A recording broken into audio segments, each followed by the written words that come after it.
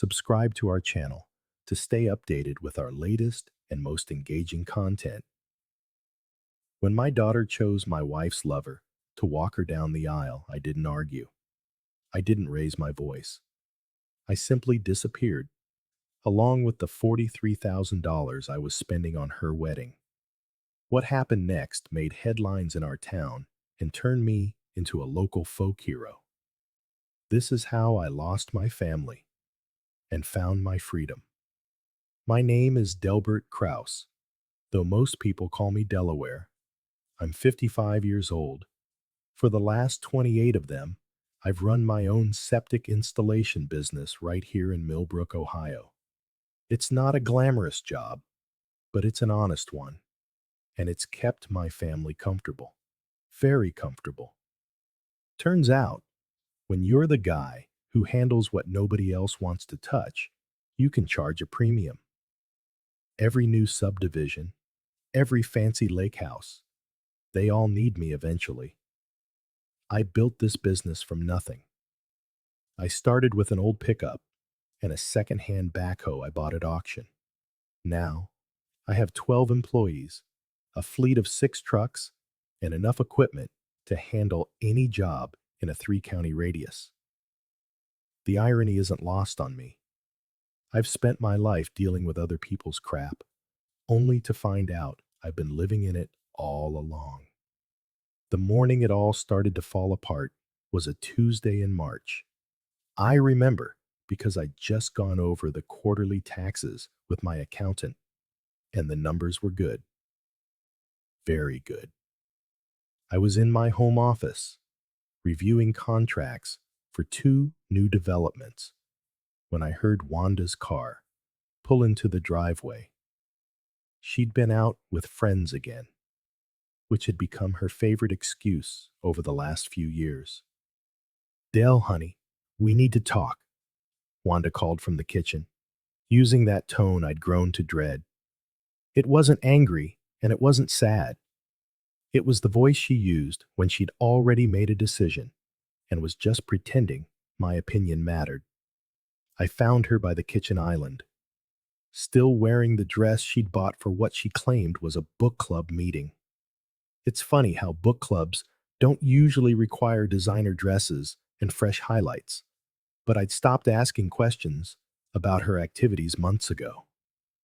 Sometimes, ignorance really is bliss, at least for a little while. "What's on your mind?" I asked, pouring myself a cup of coffee from the pot she hadn't bothered to offer me. Wanda fiddled with the strap of her purse, avoiding my eyes. "It's about Brena's wedding." She took a breath. "She's made a decision about who's going to walk her down the aisle." My coffee cup stopped halfway to my lips. "She wants Clovis to do it," Wanda said, the words rushing out like she was ripping off a bandage. "She thinks it would be meaningful. You know, since he's been such an important part of our lives lately." Clovis Beckham, my former business partner, my former best friend. The man who helped me build half of what I owned, and who, apparently, was also helping himself to my wife while he did it. I set my coffee cup down with deliberate care, as if I were handling dynamite. 24 years of raising Brena. 24 years of dance recitals and scraped knees and bedtime stories. And it all came down to this. My daughter wanted my ex-best friend, the man sleeping with her mother, to give her away at the wedding I was paying for. "I see," I finally said, my voice as steady as concrete. Wanda must have been expecting me to yell, to cry, maybe to storm out. Instead, I just nodded and walked back to my office. I heard her call my name, something about how I could still come to the wedding if I wanted to, as if she were doing me a favor, as if I were some distant relative instead of the man who changed Brena's diapers and taught her how to ride a bike. I sat at my desk and opened my laptop, The wedding budget spreadsheet was still open from earlier. $43,000 all told. Venue, caterer, flowers, band, photographer. Every line item paid for with the money I'd earned crawling through mud and doing the dirtiest jobs no one else wanted. My daughter invited my wife's lover to her wedding. I said nothing. I just removed my name from everything I had financed. First, I called the venue. Hello, this is Del Krauss. I need to cancel the wedding reception for Brena Krauss on June 15th. The coordinator sounded confused. Cancel? But sir, we have everything confirmed. The deposit is non-refundable. You can keep the deposit, I interrupted, but I'm canceling all future payments.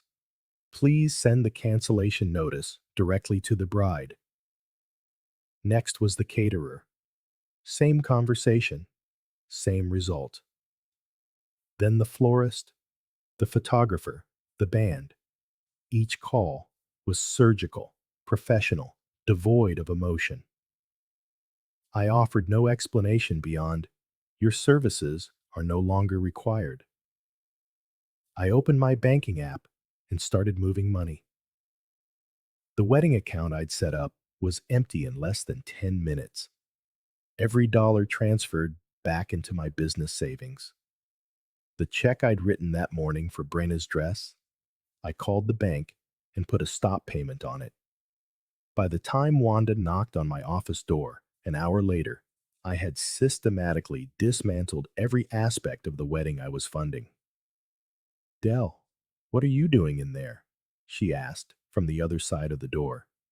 Just handling some accounting, I replied, reviewing my handiwork. $43,000 in canceled contracts and stopped payments. Not bad for an hour's work.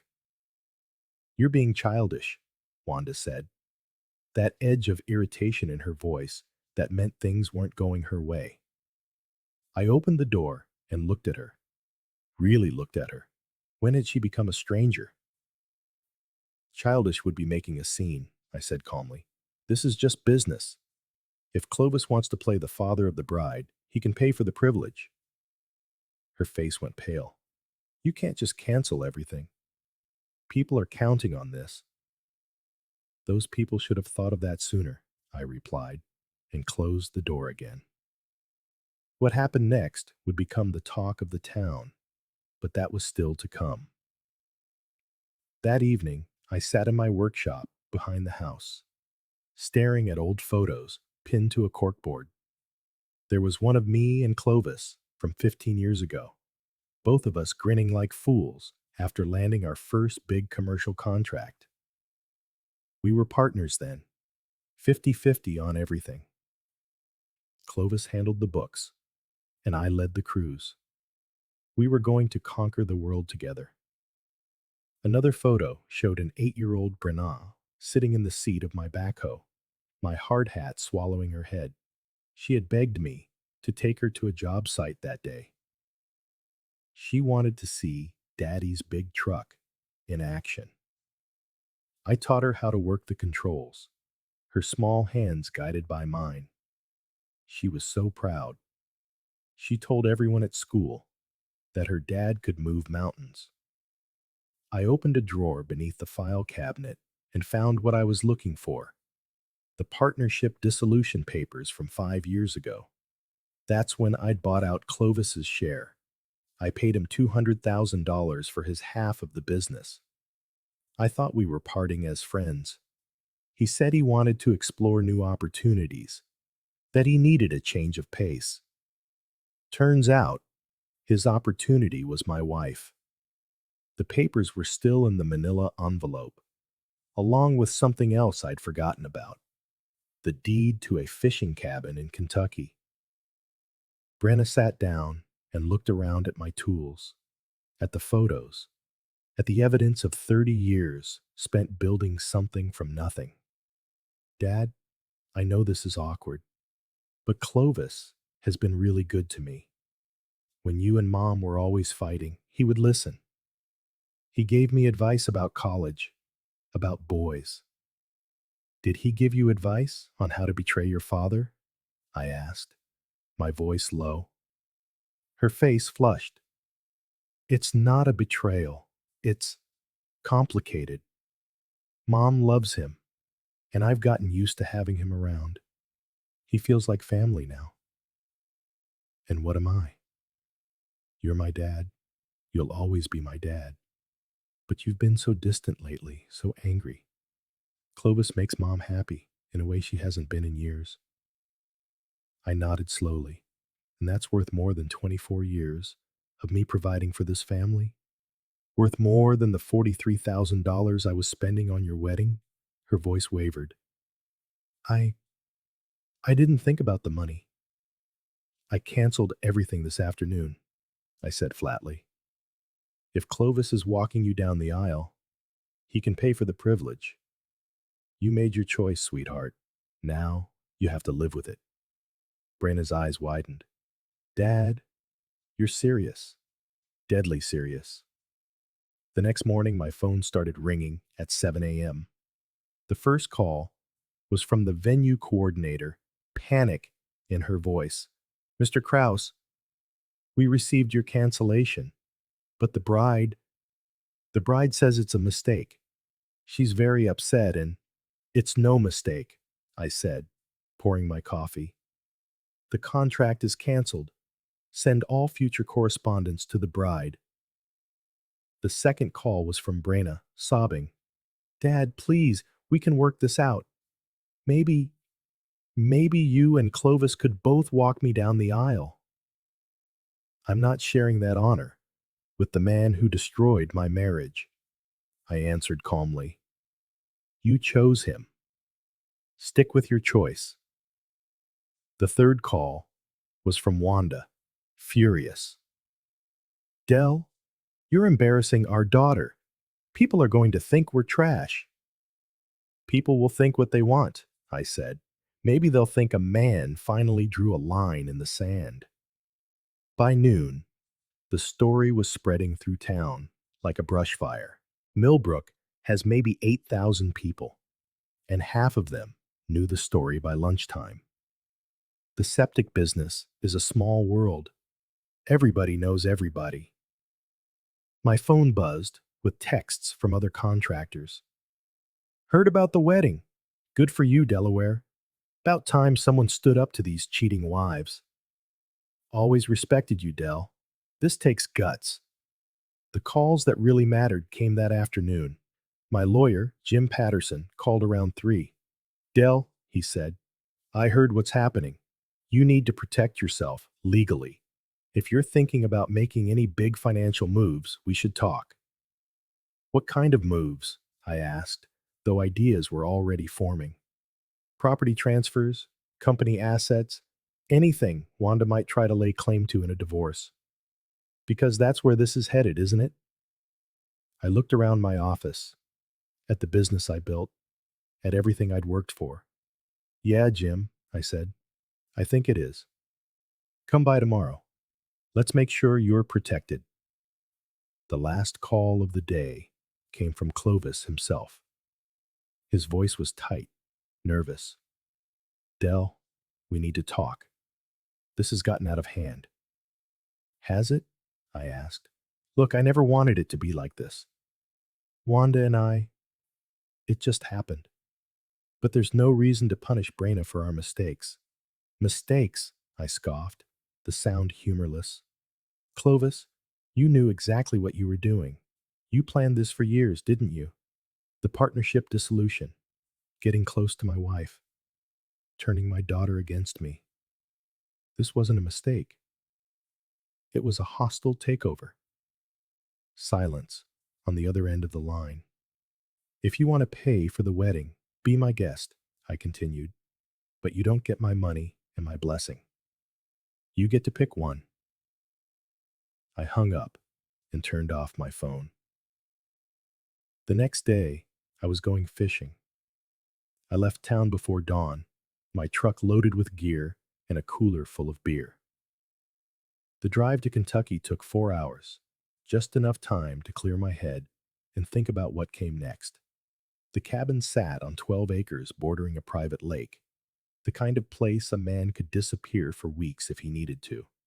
The previous owner was a widower who'd built it as his refuge after his wife passed. Solid construction, solar panels, a well-stocked workshop, everything a man needed to start over. I'd bought it sight unseen, based on photos and my banker's recommendation. Seeing it in person, I knew I'd made the right choice. My phone had been buzzing all through the drive. Message after message from Wanda, Brena, even a few mutual friends, trying to play peacemaker. I turned it off and threw it in a drawer. The crisis back home could wait. The lake was perfect. Clear water, undeveloped shoreline on the far side, and, according to the locals, full of bass and catfish. I spent the afternoon on the dock, casting a line and thinking about nothing but the rhythm of the water and the weight of the rod in my hands. That evening, I fired up the grill and cooked the 2 bass I'd caught, seasoning them with herbs from a small garden the old owner had left behind. No fancy restaurant meal had ever tasted better. This is what peace felt like: simple, quiet, and entirely my own. I called my next door neighbor back home, old Pat Morrison, to check on things. "Del, your phone's been ringing off the hook," Pat said with a chuckle. "Wanda's been pacing up and down the street looking for your truck. Seems pretty worked up about something." "I'm sure she is. Everything secure at the house?" "Locked up tight, but I did see Clovis's truck in your driveway last night. Figured you should know." "I appreciate that, Pat. I'll be back in a few days." "Take your time, kid. Sometimes a man's just got to get away from the noise." The next morning, I got a text from an unknown number. When I finally checked my phone, I found a picture that made me smile. It was me, on the dock, holding up a nice-sized bass, grinning like I didn't have a care in the world. The text was from Dooney Walsh, a contractor buddy who'd been passing by to drop off equipment at a nearby job. "Saw you living your best life," the message read. "Mind if I share this? The folks back home are wondering where you disappeared to." "Go for it," I texted back. "Let them see what freedom looks like." In less than an hour, the photo was all over Facebook.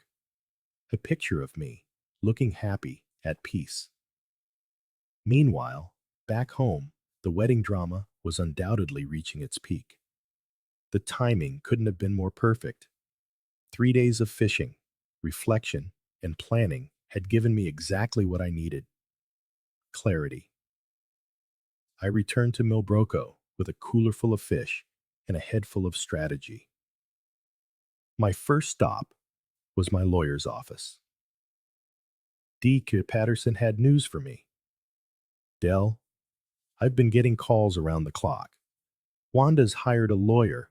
They're talking about contesting the wedding cancellations, claiming you acted without proper authority."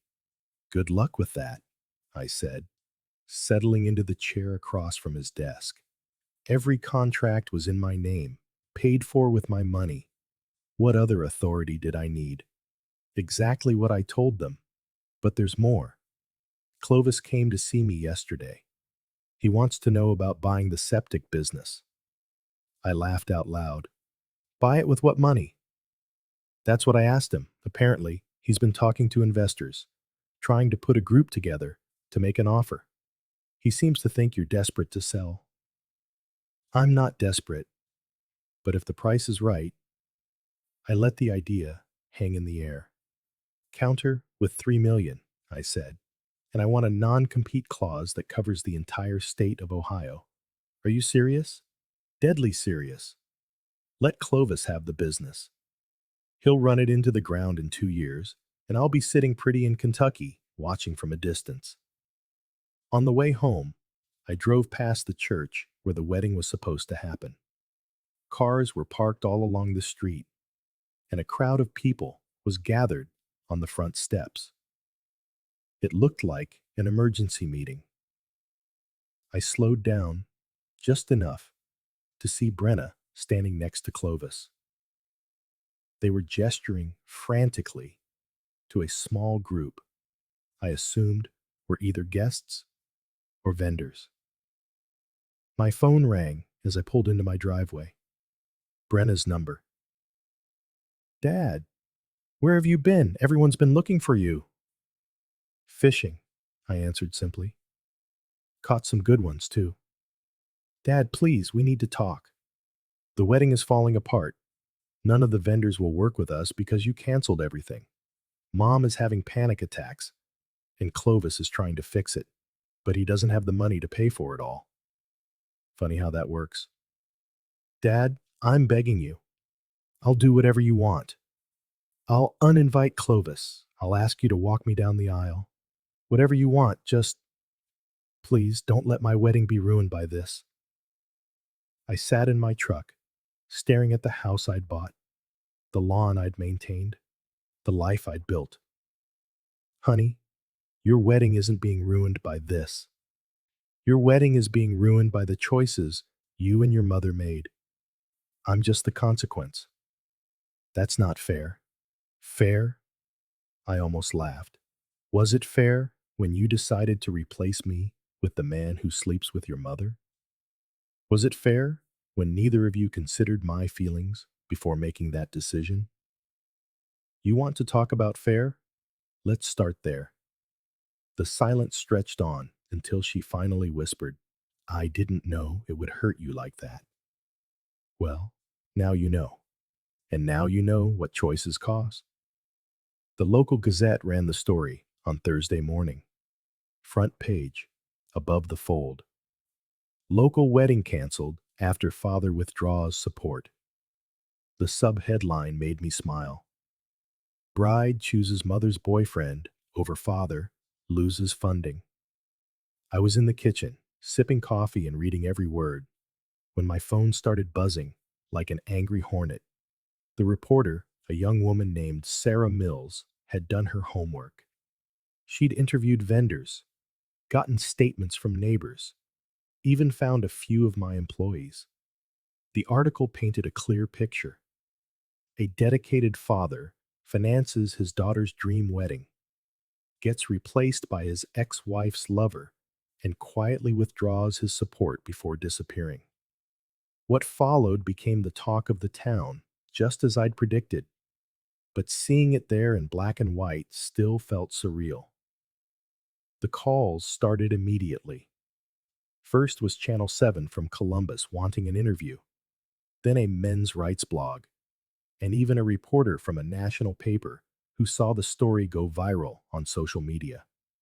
I turned them all down.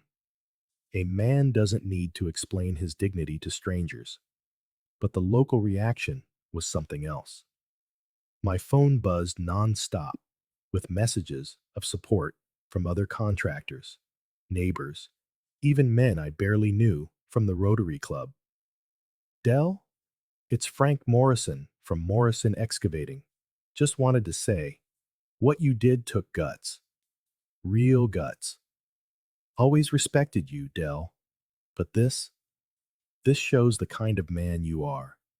It's about time someone stood up to these modern women who think they can have it all with no consequences. The most interesting call came from Clovis himself, around noon. His voice was tight, desperate. Del, this newspaper thing has gotten completely out of control. People are calling me everything but a gentleman. The business phone won't stop ringing with cancellations. What a shame, I said, with zero sincerity. Look, we have to fix this. Brena is a wreck.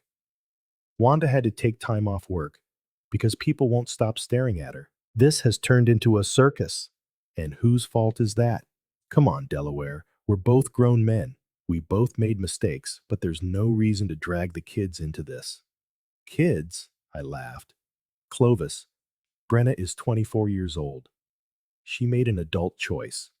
Now she's dealing with adult consequences. You too. I'll pay you back for the wedding, every cent. With what money? Last I heard, You were living on unemployment and whatever odd jobs you could scrape together. The silence was so long, I thought he'd hung up. I sold my truck, he finally admitted, and took out a loan against my tools. I can cover maybe half of what you spent. Keep your money, Clovis. You're going to need it more than I do. What's that supposed to mean? I thought about the sale of the business, the cabin in Kentucky, the new life I was building while his was crumbling around him. Nothing you need to worry about. Good luck with the wedding. That night, I went down to Donnie's bar, the local spot where contractors and tradesmen gather after a long day. I hadn't been in months, but tonight felt like the right time to show my face. The moment I walked in, the bar went silent. Then Mike Donnelly shouted from behind the counter, "Del Krauss, the man of the hour!" The entire place erupted in cheers. Grown men, tough guys who'd been building and fixing things their whole lives, got to their feet and applauded like I'd just won the World Series. "First round's on the house," Mike announced, "for the man who finally showed these modern women what it means to have a spine." I spent 3 hours there, talking with guys I'd known for decades, listening to stories of their own divorces, their own betrayals, the moments they too had to choose between dignity and convenience. They all said the same thing. I did what they wished they'd had the guts to do. On Friday morning, Jim Patterson called with an update on Clovis's offer. He's desperate. He dropped off a cashier's check for $500,000 as a deposit yesterday. Says he can get the rest in 60 days if you agree to seller financing. Seller financing? I nearly choked on my coffee. He wants me to lend him the money to buy my own business? That's the gist of it. Seems his credit is shot and no bank will touch him for this amount. But he has investors lined up. He's talking about silent partners who believe in his vision. I thought about it on the drive to my office. Clovis, desperate to prove he could provide for Wanda and Brena, was betting everything on the business he'd helped build, but never truly understood. The septic industry isn't just digging holes and laying pipe. It's about relationships, reputation, and navigating regulations, things that take years to build and minutes to destroy. "Here's the counteroffer," I told Jim when I called him back. $3 million, cash, 30-day close, no seller financing, no contingencies, and I want a 5-year non-compete that covers Ohio, Indiana, and Kentucky. He'll never agree to those terms. Then he doesn't really want the business. But Clovis accepted, which told me everything I needed to know about his level of desperation. The investors he'd lined up had deep pockets and poor judgment. On Monday, I got a surprise. Brena showed up at my office unannounced. She looked like she hadn't slept in days. "Dad, I need to ask you something, and I need you to be honest with me." "I'm always honest with you, honey." "Did you sell the business just to punish me?" I looked at my daughter. Really looked at her. When had she gotten so thin? When had those worry lines appeared around her eyes? "No," I said finally. "I sold the business because it was time. Because I'm 55 years old, and I've spent nearly 30 of them crawling through mud and fixing other people's problems. Because I want to do something different with the time I have left. But why to Clovis? You know he can't run a company." "Not my problem anymore. That's between him and his investors if he fails." Brena sank into the chair across from my desk, the same one where she used to do her homework while I worked late. "Mom says you're moving to Kentucky. That's the plan. What about me? What about our family?" I leaned back, studying the woman my little girl had become. "Honey, you made it clear that Clovis is your family now. You chose him over me, remember?" "I'm just accepting your choice." "Was I wrong?" she whispered. "I see that now. The wedding is in shambles. Clovis is stressed out all the time. And Mom is realizing that living with him isn't the fairy tale she imagined. And what do you want me to do about that? I want my dad back. I want to fix this. I stood up and walked around the desk, perching on the edge to be closer to her. Brenna, some things can't be fixed. Some choices have permanent consequences. You hurt me more than I ever thought possible. I can't just pretend that didn't happen. So that's it? You're just going to disappear and pretend you never had a daughter? I'm going to live my life on my own terms for the first time in decades. If you want to be a part of that life, you're welcome to. But it will be in Kentucky, and it will be with the understanding that I'm not the man who used to bend over backwards to please everyone anymore. She cried then, real, gut-wrenching sobs. And for a moment, I was tempted to comfort her like I did when she was little. But that man was gone, and we both needed to accept it. The sale of the business closed on a rainy Wednesday morning at Jim Patterson's office. Clovis looked nervous, sweating through the only decent suit he owned, while three men in expensive suits handled the paperwork. His mysterious investors turned out to be a group from Columbus that specialized in buying distressed businesses. They had the predatory look of vultures circling wounded prey. Congratulations, I said to Clovis as we shook hands after the documents were signed. Hope it works out for you. His handshake was weak, clammy. Thanks, Delaware. I'll take good care of her. I'm sure you will. I walked out of that office $3 million richer and 30 years of my life lighter. The septic business that had defined my adult life now belonged to someone else. For the first time since I was 25, I had no employees to manage, no schedules to keep, no pipes to fix. The feeling was intoxicating. That afternoon, I loaded the last of the boxes from my office into my truck and drove straight to Kentucky. The cabin felt different now, not a retreat, but a home. I spent the evening on the dock, fishing and planning. $3 million in the bank, no debt, no obligations. A man could live very well on the interest alone. The phone rang as the sun was setting. It was Brena. Dad, the wedding is officially canceled. Clovis can't replace everything you canceled, and Mom is having some kind of breakdown. I'm sorry to hear that, I said, and it was true. I never wanted Brena to be hurt. I just wanted her to understand that choices have consequences. Tanner's family is furious. They flew in from Oregon, paid for hotels, took time off work. His mom called me screaming yesterday, said the whole thing was an embarrassment. What does Tanner think? He's relieved? He actually said he'd been having second thoughts. Marrying at 26 into a family this chaotic wasn't exactly his dream scenario, I guess. I almost smiled. Maybe the kid had more sense than I gave him credit for. So what happens now? I asked. I don't know. Clovis moved out yesterday, after Mom found out about some assets he was hiding from her. Apparently, he owes a fortune to the IRS and is tangled up in some kind of investigation. Wanda's been busy. Good for her. And your mom?